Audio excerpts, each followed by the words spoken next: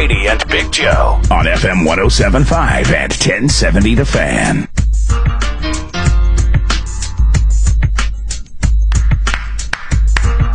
Another hour to go. Grady and Big Joe Show, 107.5, 1070 The Fan. Michael Grady, Big Host, Zay. Let's welcome in our main man, Mark Boyle. There's the one. I like doing that every now and then. I just like doing it every now and then, just messing with you. Just seeing if you're awake. Let's welcome in our main man, Mark Boyle, voice of the Pacers on the Payless Liquors hotline. MJB, how you doing, sir? Good day, man. I'm well. Are you? I cannot complain. We talked a few weeks back leading into another appearance on the comedic stage for you. How did your was this the second time you've done it? Second time. I did it 3 years ago, and Scott invited me back to do it this year. Okay. How'd it go? Well, it's always difficult to assess because you're so immersed, you're involved. Sometimes I think it's hard to assess your own performance.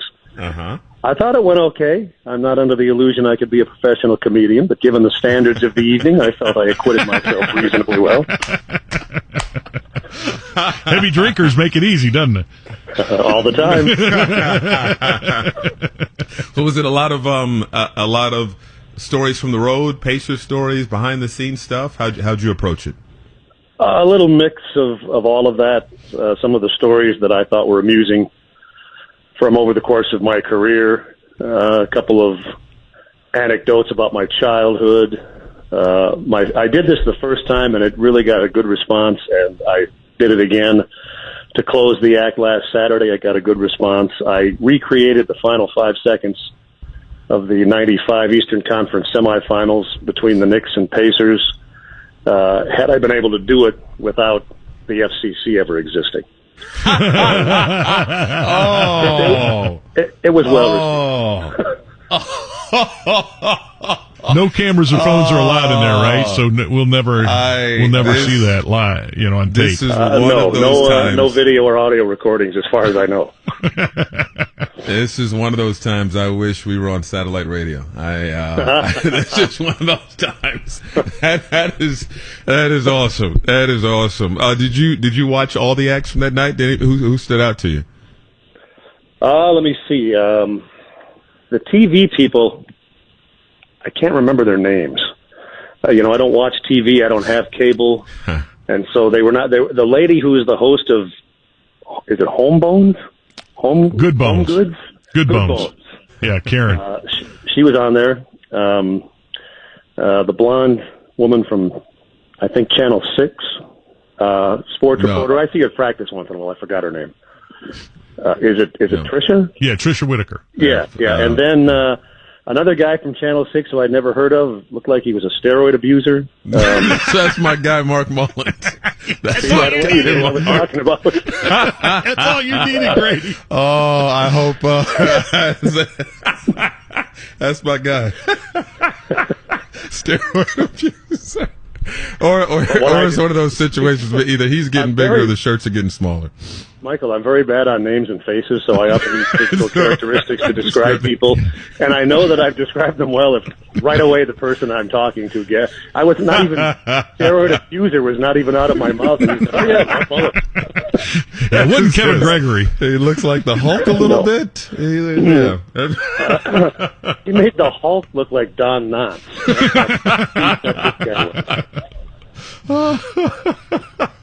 That is fantastic. That's fantastic. No, that's great. That's great. Is this something that you would encourage? Because there are amateur comedy shows and things like that. Is this something you would encourage others to do? Not even with the idea that they want to be a comedian, but just as an exercise.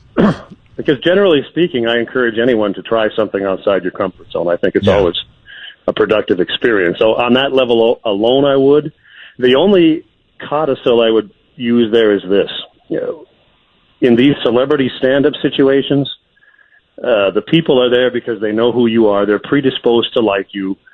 So I would encourage that. I myself would not have the nerve to go up and do amateur night at a regular comedy club when they don't know who you are. Because I think the audience there would be a little bit harsher.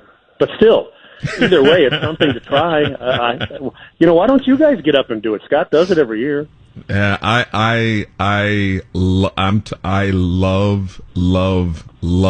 stand-up comedy, and maybe one day, yes, I would sneak into a dive bar or somewhere and do it. Yeah, I've got to work. I have to work up the nerve and get some material and put some material together. But not because I think I'd be good or anything like that. I just think it's a good. It's like you said. It's completely out of my comfort zone, and I may completely bomb up there, but I think I'd walk away feeling like, man, to me, you know what? That could be just as scary as jumping out of a plane with a parachute. I've done both of those things. And there's no comparison. The stand-up comedy is much more terrifying. Really? I loved it. Well, for me it was. Now, were you strapped to one of those Army guys? Yeah, I was tethered. Yeah. I think that's what they call it, tethered. Yeah. I didn't do it by myself. I just did it because I wanted to see what it was like. This was years and years ago, and it was terrifying, but not like the stand-up comedy. The stand-up comedy is just daunting. I don't know why. Maybe it's because of the personal connection. We talked about this amongst ourselves the first time I did the comedy show, and it was this. All of us are performers. They're on TV, radio, or whatever, and we were all terrified. And I've done over 2,500 NBA games and a bunch of I've done a million things. I was never, ever afraid to go on the air, never, ever nervous. It was a totally different feeling. And then at the same time, when you were finished, the adrenaline rush was fantastic. Because you got up there and you did something that you didn't know if you could do, and you might not have set the world on fire, and you certainly don't have the skill or talent to do it professionally, but for those 15 minutes, it's pretty exhilarating. It was a really successful comedian. I saw him in a documentary, and I saw him live in L.A., and he said he went on stage, and he was so nervous and so thrown off by the situation and so intimidated that he just started going for no reason. Blah, blah, blah, blah, blah, blah. I avoided that. He went to the back of he didn't know what happened, and he asked his friends, like, what happened out there? And he said, bro, you just started going, yep. And just some guys, and he's a really successful and successful comedian now. But he couldn't do it in those early days. Do you watch a lot of? I know again you're busy, but do you watch stand up? Do you check it out on Netflix or different acts or different things like that, or have a favorite? Not really. I'll stumble across it once in a while. Back in the days when I had television, and you're flipping through there, and you might stumble across it, so you'll stick with it for a few minutes. But I don't make it a point to seek out specific comedians, although I enjoy them when I do see them. Mm-hmm. And I don't go much to the clubs at all because I'm not really big on crowds. So I don't have the knowledge that some might. And the knowledge I do have is really of the older guys. I used to be a big fan of George Carlin, for example. Yeah. I thought he was fantastic. And I think I told you guys this about 10, 12, long time ago, several years ago. I saw Christopher Titus at Crackers, and I can't remember if it was downtown or Broad Ripple, but he was very amusing. And he's not even a name that's well known to the masses, but for some reason I thought he was funny. I do see significance in it. It is one of those avenues where you can say what you want and people can laugh at it. They understand context. I think it's good to laugh. I think it's therapeutic to laugh. And there are a lot of great ones out there. The names may not as big as the ones we remember from, back in the day, but there are a lot of really talented comedians out there working right now, and I think it's important. I think it's really important in the society right now to have great material and great comedians out there who are doing a great job. So, no, that's awesome. That's awesome. Would you do it again? Oh, sure. Yeah, I'll do it again. Okay. That's assuming they ask. Now, that's not a certainty. Any prop comedians? Your gal from Good Bones? Karen. Your gal from Good Bones was a prop comedian. Steroid Boy was a prop comedian. And, the mayor was a prop comedian. Oh yes, I forgot Greg Ballard was up there. Yeah. Yep. You have a blue Indy car and everybody just started laughing? I wish I could have gone. What's that? Yeah, what if you had a blue Indy car and everybody just started laughing? That's been a failed. He had a pitchfork. Uh-oh. That's what he had. That was his prop. He had a pitchfork. That could be dangerous, depending on how things go. Yeah. What On were the other hand, if the audience is hostile, you've got some protection now. Mark Boyle kind enough to join us on the Payless Liquors hotline here on 107.5 and 1070 The Fan. What was the circumstances that led to you soliciting questions on Twitter last night? I don't know. I was just sitting around. I was on the treadmill. It was about 5 or 6 o'clock, and I thought, you know what? I haven't done this. I'll try it. And so I always, not always, but I'd say 5-6 nights a week, I head out for a cigar and a coffee at like 9 o'clock. And so I thought, I'm just sitting there anyway. I'm usually reading something on the internet. And so I thought, I'll try this. And I thought there'd be tepid response. We do it for 20 minutes. But we did almost 2 hours, and people really seem to like it. So I'm going to try to do it periodically once the season starts. Maybe, 2 or 3 times a season, perhaps. What questions made you pause and think about it? It's surprising in that we did get a lot of Pacers questions. Uh-huh. But, people wanted to know what my favorite cigar was, what my bourbon was back in the days when I used to drink. Let's see. Hold on. I'm sorry. That's news. I know I've been out of the loop, but no, that's like yesterday.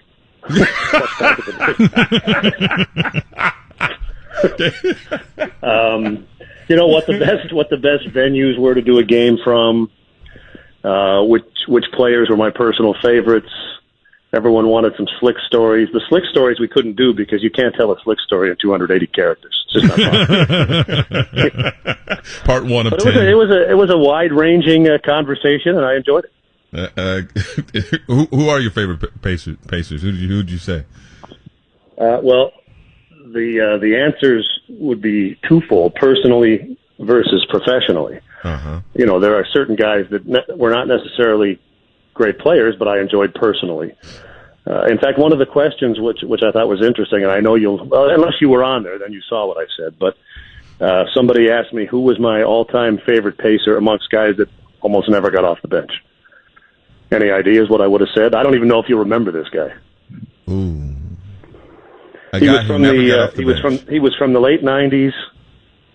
There would be games where Larry Bird was the coach. There would be games where he would never play. And then in a crucial situation, like the final minute, Larry would put him in the game to make an inbounds pass. Oh, shoot. Tall white guy. Yeah, I was just saying. Mark Pope. That's it. Yep, Mark Pope. Nice job, Mark Double D. Pope. Yeah, that was impressive. That was impressive. Mark Pope. Yep. I'll tell you a little story about Mark Pope. Mark Pope was like the cheapest guy in the history of the world. He or frugal, depending on how you want to say it. He eventually went to medical school. I think he became a doctor, but then he missed basketball. And the last I heard, he was coaching in college somewhere. When he was with us, he was a rookie, and he was not a high draft choice.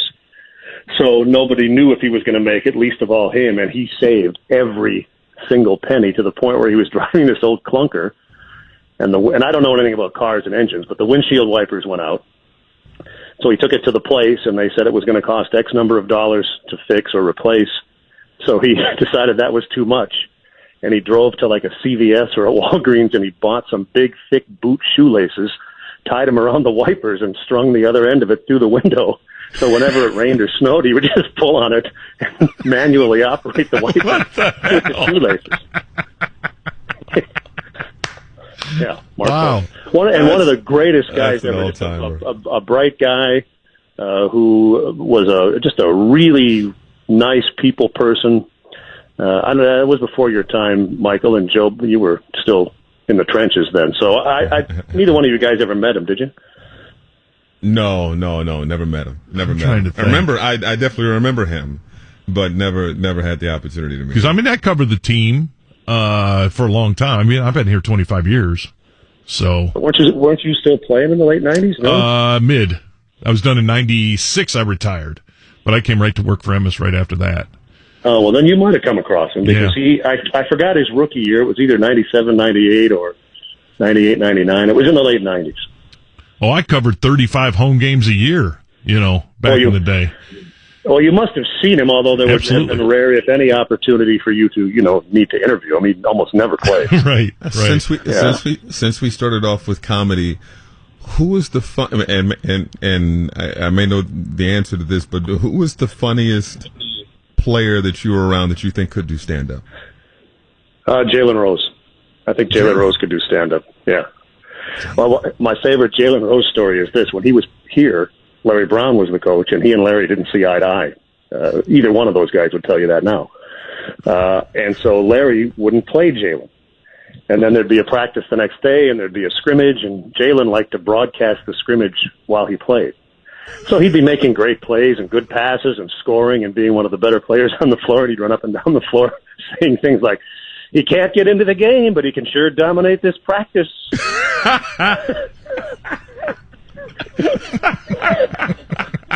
Yeah, I like. Jalen was always one of my favorites. That's fantastic. That is fantastic. Mark Boyle, kind enough to join us. I was going to ask you, because I know you're getting a lot of questions on this, and this is not about, the fallout with Lamy, et cetera, but, after the retirement announcement and people were, asking about broadcast styles, and I mentioned on social media that my, favorite my favorite sports memories were narrated by you and Lamy, and everybody knows that these are two distinct styles, and so this is kind of a more for people who are into broadcasting, I guess. But the one of the things that I think that you tweeted out was that with you could always tell the score of a Colts game by the tone of Bob's voice. Yes. Here's the thing, and I'm glad you asked me that because I've had to clarify this more than once. First, let me say this. I am a huge, huge, huge Bob Lamy fan, which seems contradictory in that I, being cynical and occasionally a bit of an ass, would poke fun at occasionally? Yeah. I would poke fun at Bob for his meltdowns and his homerism, but I think people sometimes don't understand the distinction. You can be a huge fan of somebody without liking their style. I don't say Bob's style was wrong. Bob's style was right for Bob. I could never do it that way any more than he could do it the way I do it. The point being is I admire the man for the iconic nature of his career, and you guys have both been around him. You know this. His passion is unsurpassed. His work ethic is unsurpassed, and he had a magnificent career. Now, his style is not for me as a listener. Doesn't mean I don't admire him, don't respect him, and don't hold him in high regard. There's more than one way to do these jobs, and that's, I think, part of the appeal of it when you get in. The same way that, to reference what we were talking about earlier, there's more than one way to do stand-up comedy. My style might not be yours.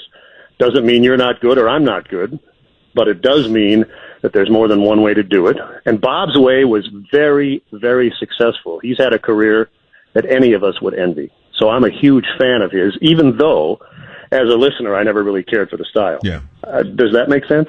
Yeah, and I think it's worth pointing out because I was talking to some young broadcasters and they were saying, you can't be a fan of a team and cover them under any circumstances. That's not true. And it's not true because I obviously cover the Pacers and talk about them on the broadcast, and I'm a huge fan. Grew up cheering for them, but if you can't, as you would say, if you can't be objective. If you have the rose-colored glasses or whatever the team-colored glasses on through ups and downs, then you're not going to have credibility that you're with the audience. Well, credibility can be defined in different ways. My definition of credibility is this. I want the listener to believe what I say, or at least believe that I believe it. If you're a homer and criticizing the officials 18 times a game, then when there's a legitimately bad call, no one listens. It's the boy who cried wolf syndrome. If I say something about an official, I want people to think to themselves, well, Mark rarely, if ever, criticizes. Maybe that was a really bad call. Or if I say something good about one of our players or that the team's playing well, I want the guy driving down the road who might eventually want to buy a ticket to say to himself, boy, Mark doesn't offer praise unless it's warranted. Maybe I should get down there and take a look myself, rather than, isn't this the same stuff he was saying when they were 17 and 65? That's my definition of credibility. But to a guy who's a fan who likes homerism, his definition of credibility might be that the broadcaster sees the game the same way he does. So credibility, I think, can be defined in different ways. Yeah, absolutely. No, I think it's interesting, especially for young guys coming up and feeling like this is what they have to do, or they have to follow this model, or there's only one way to do it. There is, you know what, Michael, and I think you would agree with me on this. The one recommendation I would give young broadcasters, other than the obvious, work hard and all of the cliched things that are cliches because they're true. One piece of advice I would give a broadcaster is this: don't try to be somebody you're not. If you're a passionate homer for your team, that's okay. Try to rein it in to the degree where you don't become a screeching nightmare if something happens and no one can understand you. But still, it's okay to be passionate when you work for a team or when you're doing a local broadcast. Now, it's not, obviously, if you're doing a national broadcast, but that's a different story. Right. Absolutely. Work within your own personality, be yourself, and don't try to be somebody you're not. They don't, that seems too simplistic, and some don't like hearing that, some get it, some don't like hearing that, but that is the 150% truth. And that's 150% truth, is to be you, be authentic, be genuine, because the listening audience will see right through it if you're trying to be somebody you're not. Totally agree. Good stuff. Good anecdotes as always from our good friend Mark Boyle. Once again, killing it on the comedy stage.